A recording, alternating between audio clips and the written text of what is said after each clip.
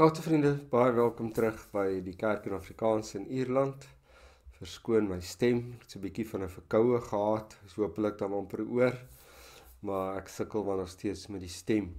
Vandag vra ons die vraag, wat doen 'n mens wanneer almal jou haat?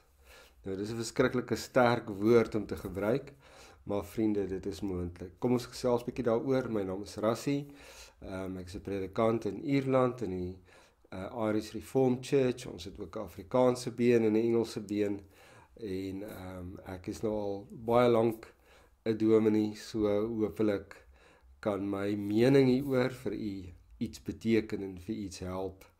Kom ons buig ons hoofde, dan bid ons net saam. Here, seën die prediking van die woord en seën hierdie oomblik as ons bietjie daaroor gaan gesels vandag, en help ons om mooi u woord te verstaan en die gees te hoor wat met ons praat. Amen. Vriende, as almal jou haat, wat doen jy dan? Hoe tree jy dan op? Nou ja, dit is iets wat ek in my wildste drome nooit gedink het, dat mense jou so in jou gesig sal haat nie, dat er 'n tyd sal kom, dat dit so met jou sal gebeur nie. En ongelukkig leef ons vandag in die tyd dat mense jou in jou gesig haat, en dat jy daarmee moet handel op 'n manier. Nou, koning Dawid, het heel moontlik dieselfde beleef, 2600 jaar terug, of 3000 jaar terug, verskoon tog, ons weet nie, maar hy het ook dieselfde dinge beleef, dieselfde dinge ervaar, en hy skryf 'n psalm daaroor, en dis Psalm 143, en kom ons luister, hoe hanteer Dawid hierdie vyandskap wat teen hom gerig is, nê? Psalm 143, kom ons lees dit. Psalm van Dawid: Hoor my gebed, Here, luister tog na my smeking. U is getrou en regverdig, antwoord my tog. Moet tog nie 'n regsaak teen my begin nie, want niemand wat leef is voor u onskuldig nie. 'n vyand vervolg my. Hy trap my in die grond.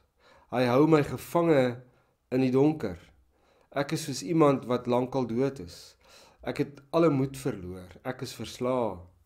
Ek dink aan die verre verlede. Ek pyns oor alles wat u gedoen het, en oor die werk van die hande dink ek na. Ek strek my hande uit in gebed na u toe. Ek is voor u soos 'n uitgedorde land. Antwoord my tog gou, Here. Ek is heeltemal gedaan. Moet tog nie van my af wegkyk dat ek word soos die wat sterwe nie. Laat my elke môre u liefde ondervind, want in u stel ek my vertroue. Wys my die pad wat ek moet loop, want my hoop is op u gefestig. Red my van my vyande, Here, want by u skuil ek. Leer my om u wil te doen, want u is God. Laat u goeie gees my op 'n gelyk pad lei. Vriende, ons gaan nie daai eerste 10 verse lees van Psalm 143. Dawid voel asof hy totaal in flarde is, nie? Hy is totaal moedeloos, hy's platgeslaan deur die lewe, deur alles wat met hom gebeur, deur mense wat teen hom is, en deur sy omstandighede. Hy's platgeslaan. Dit voel vir hom sy lewe is verby. Hy voel eintlik of hy by die dood is. So sleg gaan dit met Dawid. En wat is die eerste ding dat hy doen? Vriende, hy vertel dit vir die Here. En dis ons heel eerste ding wat ons altyd moet onthou. As ons in 'n omstandighede is wat baie sleg, baie swaar, baie moeilik is, en wat ons laat voel of ons totaal in die grond is, nê? Vertel dit vir die Here. Dis al wat jy doen. En moenie doekies omdraai nie. Die Here nooi ons eintlik uit om met hom te praat oor ons situasie, oor wat ons beleef. en oop en eerlik, want dis presies wat Dawid hier sal sê. Hy sê ek is kapot. Ek is daarmee heen. Almal is teen my, almal wil my doodmaak. Niemand wil my hê nie. Niemand hou van my nie. Niemand hou my goeie belange op die hart nie. Niemand dra my goeie belange meer op die hart nie. Dis hoe ek voel. Vriende, en ek weet daar's baie van u wat na my luister, wat dieselfde voel, wat dieselfde ervaar, wat in omstandighede en gemeenskappe leef, waar u nie meer gerespekteer word nie, waar u nie meer beskerm word nie, waar u as dit ware vir die spreekwoordelike wolwe gegooi word. Wat doen ons? Ons is God se kinders, ons vertel hom. Gesels met hom, vertel vir hom wat jy beleef, vertel vir hom wat jy ervaar, vertel jou emosies, vertel jou donkerste bekommernisse, jou angste vir die Here. Onthou ook dat dis nie altyd net fisiese gevaar wat ons onderkry nie, vriende. Ons kan wel aan depressie ly, en depressie is eintlik maar net 'n klomp angste wat jy beleef, bekommernisse wat jy het, pynlike goeters wat heeltyd oor en oor in jou gemoed speel, en die hele gevoel van dat jy nie die mas opkom nie, dat jy nie deurkom nie, dat jy dit nie maak nie, en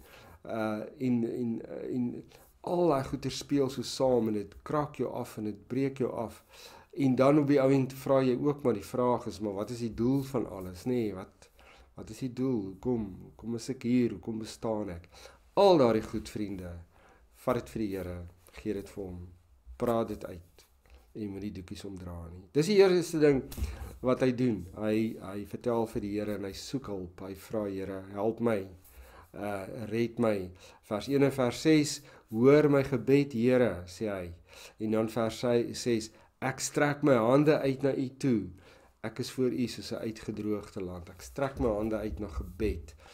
Dit is wat ons doen, vriende, ons het geen ander manier om ons pyn en ons ellende te hanteer nie, is om net ons hande in gebed na die Here toe uit te steek. So as jy vandag sit met hierdie donker, pynlike, angstige toestand, dat jy voel jy kom nie die mas op nie, dat jy voel die teenstand, die druk is te groot vir jou, die haat, die nyd teenoor jou is te groot, strek jou hande uit in gebed, vertel vir die Here en vra om hulp.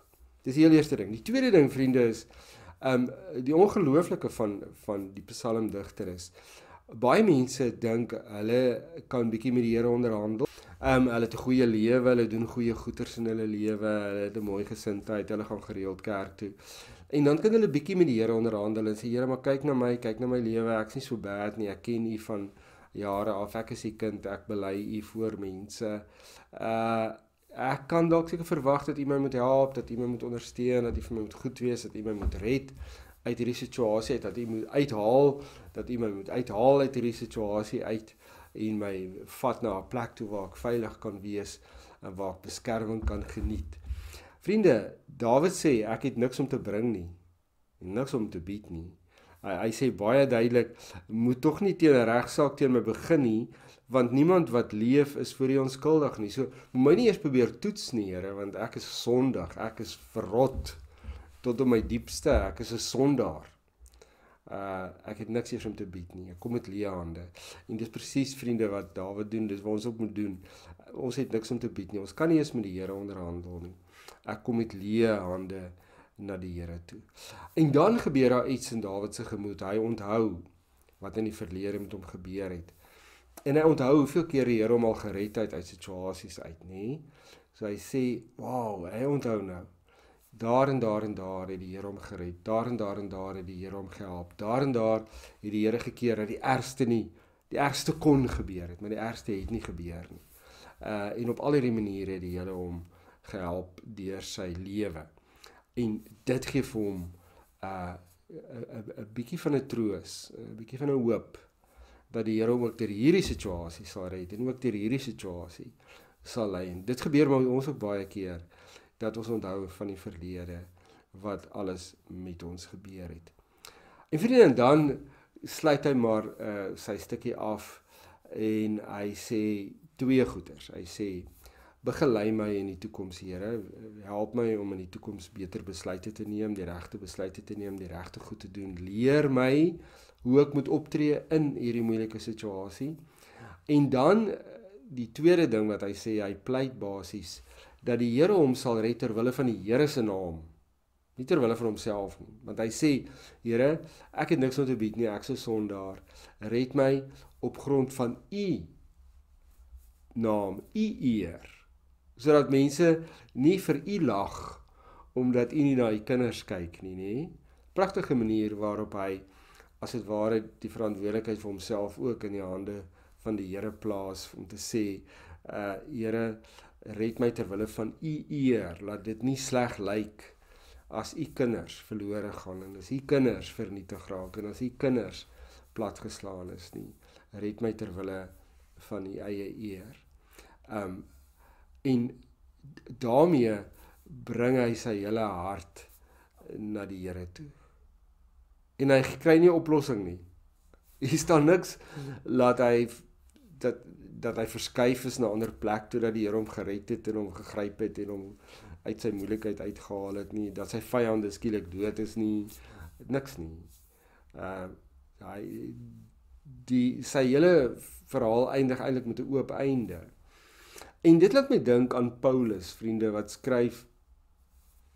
Hy skryf in Romeine 11, Romeine 7 vers 24. Dit is nie 100% seker nie daar iewers, ek dink so. Skryf hy van sy doodsbestaan, hy probeer die goeie, maar hy kry dit nie doen nie. En dan sê hy, ek ellendige mens, wie sal my van hierdie doodsbestaan verlos? En hierdie Psalm 143 laat my dink aan iemand wat in 'n doodsbestaan is, die pynlike, moeilike lewe wat ons vandag moet leef, is 'n doodsbestaan. Wie kan ons red uit ons doodsbestaan uit? Hy doen dit, sê Paulus, deur Jesus Christus, ons Here. Vriende, dit is absoluut al wat ons kan deurdra. Ons kan net gered word van ons doodsbestaan deur Jesus Christus, ons Here. Elke môre op te staan en ons weer te herbeklee met Jesus Christus, ons verlosser, ons saligmaker, ons trooster en vertrooster, die een wat ons losser is, wat ons laste kom lig gemaak het. As jy voel dat jy in die wêreld leef waar almal jou haat, as jy sien hoe almal jou in jou gesig haat, as jy die doodsbestaan ervaar elke dag, net een kan jou red daarvan. Sit jou hand in die hand van die Here Jesus Christus, klee jou met hom, elke oggend, nuut, en hy sal jou dra. Amen, vriende, dankie, kom ons bid saam. Here, dankie vir die liefde vir ons, dankie vir hierdie pragtige Psalm, dankie dat ons met U kan praat oor ons doodsbestaan, en dankie dat U wêreld toe gekom het om ons daaruit te red. Amen.